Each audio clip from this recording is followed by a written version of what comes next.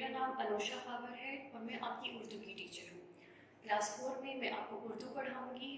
امید کرتی ہوں بچے ابھی تو آپ لوگوں نے اپنی نئی کلاس کی کتابیں لے لی ہوں گی۔ آپ کو میں مبارکباد دیتی ہوں کہ آپ 3 کلاس سے پروموٹ ہو کے 4 کلاس میں آ گئے ہیں۔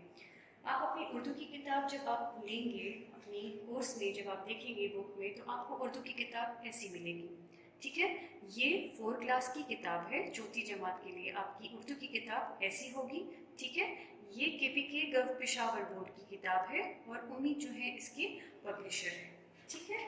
آپ جب اپنی کتاب کھولیں گے تو یہ آپ کا جو فہرست کا صفحہ آئے گا، اس میں جو یہ والا ہوتا ہے یہ ہم فرسٹ ٹرم میں آپ کو پڑھائیں گے۔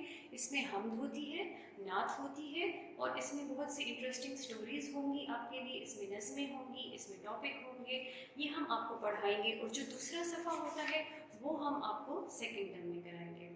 تو سب سے پہلے جب ہم پڑھیں گے، آپ جب اپنی کتاب کھولیں گے تو اس میں سے پہلے آئے گا حمد۔ حمد اور نعت جو ہے وہ آپ ہر کلاس میں پڑھ چکے ہیں، ٹھیک ہے؟ تھوڑا سا میں آپ کو پھر بھی ریوائز کرا دیتی ہوں، دوبارہ دہرائی کرا دیتی ہوں کہ حمد کہتے کسے ہیں۔ ایسی نظم جس میں اللہ تعالیٰ کی تعریف بیان کی جائے اسے حمد کہتے ہیں۔ حمد میں ہم اللہ کی دی ہوئی نعمتوں کا شکر ادا کرتے ہیں۔ اللہ نے جتنی نعمتیں ہمیں دی ہیں ہم ان کا ذکر کرتے ہیں اور ان کا شکر ادا کرتے ہیں کہ اللہ نے ہمیں یہ تمام نعمتیں دی ہیں۔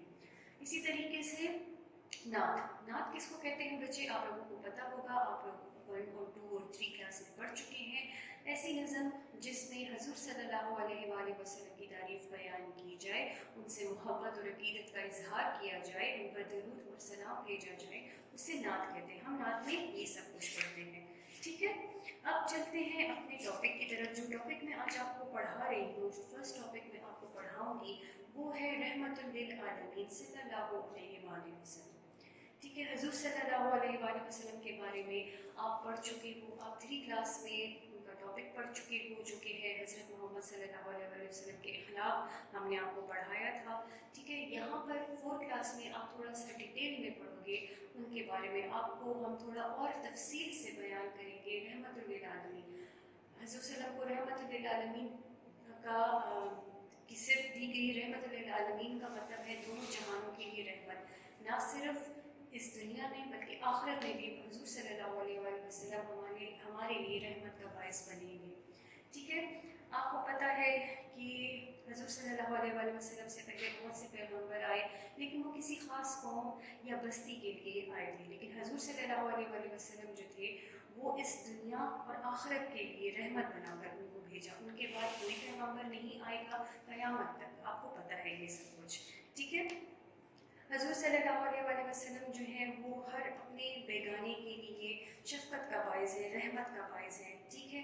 آپ کو پتہ ہے کہ جب حضور صلی اللہ علیہ وسلم پیدا ہوئے تھے تو اس وقت عرب کے لوگوں کا کیا طریقہ تھا، ان کا کیا رویہ تھا، وہ بتوں کی پوجا کرتے تھے، ان کا رویہ لوگوں کے ساتھ بہت برا تھا، اور وہاں پر جو اکثر لوگوں کو خدائی کا درجہ بھی وہ لوگ دے دیتے تھے، جو بہت جن کو وہ اکثر بتوں کو تو پوچھتے ہی تھے، لیکن کچھ لوگوں کو وہ خدا کا درجہ بھی دیتے تھے، ٹھیک ہے؟ اور کچھ لوگوں کو جنہیں وہ کمتر، غریب، کمزور لوگ ہوتے تھے انہیں وہ غلاموں کا درجہ دیتے تھے اور ان کے ساتھ بہت برا سلوک کرتے تھے۔ عورتوں کو وہ بہت کمتر سمجھتے تھے، حقیر سمجھتے تھے، حیوانوں کے ساتھ وہ بہت برا رویہ رکھتے تھے، ٹھیک ہے؟ یہ سب ہم پڑھیں گے کہ جو عرب کے لوگ تھے ان کا کیا طریقہ تھا اور حضور صلی اللہ علیہ وآلہ وسلم کا طریقہ لوگوں کی طرف کیا تھا، اور انہوں نے ہمیں کیا بتایا، انہوں نے ہمیں کیا تعلیم دی کہ ہمیں لوگوں کے ساتھ کس طریقے سے پیش آنا چاہیے، ہمیں غلاموں کے ساتھ کس طریقے سے پیش آنا چاہیے، ہمیں بڑوں کے ساتھ کس طریقے سے پیش آنا چاہیے، ہمیں چھوٹوں کے ساتھ کس طریقے سے پیش آنا چاہیے، ہمیں کیا رویہ اختیار کرنا چاہیے، جانوروں کا بھی خیال، انسانوں کا تو کرنا چاہیے لیکن جانوروں کا بھی خیال کرنا چاہیے۔ اس ٹاپک کو پڑھنے سے پہلے آپ جو مشکل الفاظ ہیں ان کو آپ انڈر لائن کرو، ان کے نیچے لائن لگاؤ۔ یہاں پر میں نے آپ کے لیے جو مشکل الفاظ ہیں وہ بورڈ پر آپ دیکھ سکتے ہو، میں نے آپ کے لیے یہاں پر لکھے ہوئے ہیں، آپ ان کو اپنی بک میں لائن لگاؤ اور اس کے معنی میں آپ کو بتا رہی ہوں، وہ معنی آپ لکھو تاکہ آپ کو سمجھ آ سکے ان کا مطلب کیا ہے۔ سب سے پہلا لفظ جو یہاں پر میں نے لکھا ہے وہ ہے امتیازات۔ امتیازات جو ہے بچے وہ امتیاز کی جمع ہے اور امتیاز کا مطلب ہے فرق کرنا، ٹھیک ہے؟ یہ آپ اپنی کتاب میں لکھیں۔ اس کے بعد جو دوسرا لفظ آتا ہے وہ ہے مساوات۔ مساوات کا مطلب ہے برابری کرنا۔ फिर तीसरा लफ्ज़ है हैवानात व नबातात। हैवानात का मतलब है जानवर और नबातात का मतलब है पौधे, ठीक है। फिर है लफ्ज़ लहू लुहान। लहू लुहान का मतलब है खून आलूदा, यानी कि ज़ख्मी होना, इतना ज़ख्मी होना कि आपका खून निकलने लग जाए, उसे लहू लुहान कहते हैं। फिर लफ्ज़ आता है इताब। इताब कहते हैं गज़ब को, गुस्से को, कहर को, ठीक है। फिर आता है शफ़ात करना। शफ़ात करना मतलब सिफारिश करना। और आखिरी लफ्ज़ है फैज़। फैज़ का मतलब है फ़ायदा। ये मुश्किल अल्फाज हैं बच्चे, आप इनको अंडरलाइन करो, इनके मानी लिखो और कोशिश करो कि आप ये लफ्ज़ लिखना जान सको। इसको आप अपनी कॉपी में जैसे इमला के अल्फाज होते हैं, इस तरह से ये मुश्किल अल्फाज लिखने की कोशिश करें ताकि आपको ये लिखना आ सके। अब चलते हैं हम अपने टॉपिक की तरफ। इस टॉपिक में जो मेन पॉइंट्स हैं वो मैं आपको बता देती हूँ, ठीक है। खुलासा करके बताती हूँ कि इस टॉपिक में हम पढ़ेंगे क्या, ठीक है। इसमें बताया गया है बच्चे कि जब आपको मैं पहले भी बता चुकी हूँ कि अरब के लोगों का तरीका क्या था। रसूल सल्लल्लाहु अलैहि वसल्लम ने हमें क्या बताया, इसमें हम आपको थोड़ा वाक़यात बताएंगे, ठीक है। कि किन किन जगहों पर कौन कौन से वाक़ये हैं जिनको पढ़ के हमें पता चलता है कि रसूल सल्लल्लाहु अलैहि वसल्लम का तरीका लोगों की तरफ क्या था। सबसे पहले तो मैं आपको बताती हूँ ताइफ का वाक़या, ठीक है। जब एक दफ़ा आप तबलीग इस्लाम के लिए, तबलीग इस्लाम आपको पता है इस्लाम तबलीग का मतलब है फैलाना। तबलीग इस्लाम मतलब इस्लाम को फैलाना, उसकी तालीमात को लोगों तक पहुँचाना। उसके लिए जब आप ताइफ तशरीफ़ लेकर गए तो वहाँ के लोगों ने आपके ऊपर पत्थर बरसाए। आपको पता है जब हज़रत सल्लल्लाहु अलैहि वसल्लम ने इस्लाम की तबलीग की तो लोग आपके दुश्मन हो गए थे, वो आपको बहुत ज़्यादा तंग करते थे, आपको नुकसान पहुंचाते थे, लेकिन आप उन्हें माफ़ कर देते थे, आप बुरा नहीं मनाते थे, आप कोई बददुआ नहीं देते थे उनको। लेकिन ताइफ में लोगों ने आपको इतना तंग किया, आप पर इतने पत्थर बरसाए कि आप लहूलुहान हो गए, ठीक है। उस वक्त एक फरिश्ता हज़ूर सल्लल्लाहु अलैहि वसल्लम की खिदमत में हाजिर हुआ और अर्ज़ किया कि अगर आप इजाज़त दें तो हम इस बस्ती पर पहाड़ उलट दें।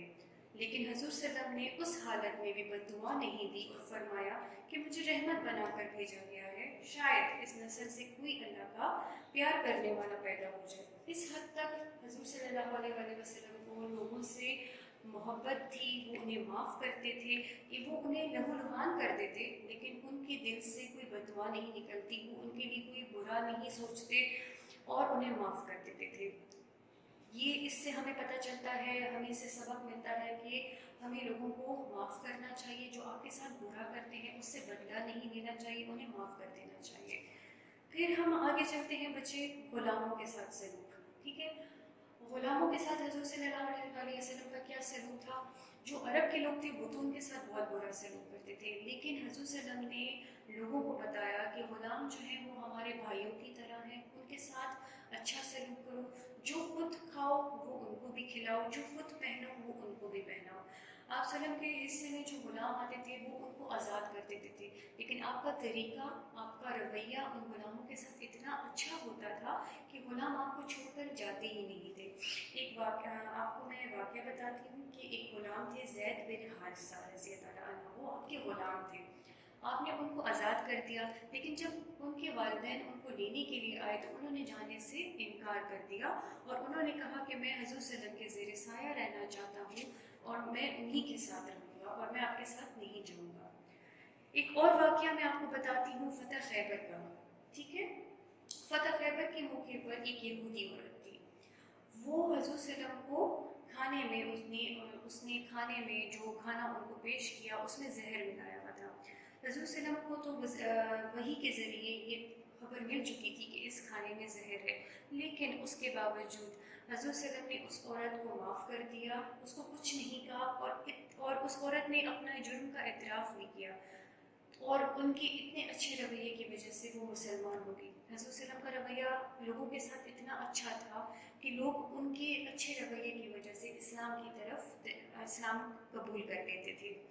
एक और मौके पर जब फ़तह मक्का हुआ तो वहाँ पर ज़्यादातर जो लोग थे वो جو کافر تھے انہوں نے تو حضور صلی اللہ علیہ وسلم کو بہت تنگ کیا تھا، ان کو بہت نقصان پہنچایا تھا، تو وہ لوگ بہت زیادہ شرمندہ تھے اس موقع پر فتح مکہ کے بعد۔ وہ لوگ بہت شرمندہ تھے کہ اب ہمیں ہمارے ساتھ بھی وہی سلوک ہوگا جو ہم لوگوں کے ساتھ کرتے تھے، ہمیں بھی اب اذیت پہنچائی جائے گی۔ لیکن حضور صلی اللہ علیہ وسلم نے ان کو معاف کر دیا، حالانکہ انہوں نے تو مسلمانوں کو انہوں نے تو آپ صلی اللہ علیہ وسلم کو اتنی زیادہ اذیت دی تھی، ان کو اتنا تنگ کیا تھا کہ انہیں ہجرت کرنی پڑ گئی تھی، انہیں مکہ مکرمہ چھوڑ کر مدینہ جانا پڑ گیا تھا۔ اس کے باوجود حضور صلی اللہ علیہ وسلم نے ان کو معاف کر دیا اور ان کو کہا کہ میں اللہ ان کو بخش دے، وہ سب مہربانوں سے مہربان ہے۔ پھر اسی طرح ہمیں اور بہت سے واقعات پڑھنے کو ملیں گے جس میں حضور صلی اللہ علیہ وسلم جو تھے انہوں نے دشمنوں کو معاف کیا، ان کو ان کی غلطیوں کے باوجود، چاہے انہوں نے مسلمانوں کو شہید کیا، انہوں نے مسلمانوں کے ساتھ برا سلوک کیا، اس کے باوجود حضور صلی اللہ علیہ وسلم نے انہیں معاف کیا۔ اللہ تعالیٰ نے قرآن مجید میں اپنے آپ کو رب للعالمین کا اپنی صفت بیان کی اور حضور صلی اللہ علیہ وسلم کو رحمت للعالمین کی صفت بتائی، ٹھیک ہے؟ کیوں؟ کیونکہ حضور صلی اللہ علیہ وسلم جو تھے وہ دونوں جہانوں کے لیے رحمت کا باعث ہیں ہمارے لیے۔ اللہ تعالیٰ نے فرمایا ہے کہ ہم نے آپ صلی اللہ علیہ وسلم کو تمام جہانوں کے لیے رحمت بنا کر بھیجا ہے، نہ صرف مرد عورت کے لیے، غریب امیر کے لیے، کافر اور مسلمان کے لیے، انسان حیوان کے لیے، ہر ایک کے لیے جو ہے وہ حضور صلی اللہ علیہ وسلم رحمت کا باعث ہے، ٹھیک ہے؟ ہمارے لیے ایک بہترین نمونہ ہے۔ حضور صلی اللہ علیہ وسلم کی زندگی کو جب ہم پڑھیں، ان کی شخصیت کے بارے میں جب ہم پڑھیں تو ہمیں اس سے سبق ملتا ہے کہ ہمیں اپنی زندگی کس طریقے سے گزارنی چاہیے، ہمیں کیا طریقہ اختیار کرنا چاہیے۔ اس ٹاپک کو آپ پڑھیں، ٹھیک ہے؟ آپ کو امید کرتی ہوں کہ یہ جو میں نے تھوڑا آپ کو خلاصہ کر کے بتایا، اس سے آپ کو سمجھ آ گئی ہوگی کہ ہم اس ٹاپک میں پڑھیں گے کیا۔ تو امید کرتی ہوں کہ سمجھ آ گئی ہوگی۔ اگر آپ کو کچھ سمجھ نہیں آتی تو واٹس ایپ پہ میں نے آپ کے لیے گروپ بنایا ہوا ہے، آپ وہاں پر مجھ سے پوچھ سکتے ہیں، ٹھیک ہے؟ اس کتاب میں جو آگے کے سوالوں کے جواب ہیں، یہ ٹاپک پڑھنے کے بعد آپ یہ سوالوں کے جواب بھی دے سکیں گے۔ آپ کو میں سب یہ بتا چکی ہوں، ان سوالوں کے جواب دینا آپ کے لیے آسان ہو جائے گا۔ اور اگر آپ کے پاس تھوڑا سا وقت ہو تو یہاں پر نیچے یہ الفاظ خالی جگہ پر دیے گئے ہیں، مناسب الفاظ چن کر یہاں پر لکھیں۔ تو کوشش کریں کہ یہاں جو الفاظ دیے گئے ہیں وہ چن کر جو مناسب لفظ ہوگا وہ یہاں پر فل کریں۔ باقی جب آپ کلاس میں آئیں گے تو انشاءاللہ ہم اس کو ڈیٹیل میں پڑھیں گے، آپ کو پہلے سے پتہ ہونا چاہیے۔ کوشش کریں مشکل الفاظ آپ لکھیں، اور باقی اگر جو آپ کو سمجھ نہ آئے آپ مجھ سے پوچھ سکتے ہیں۔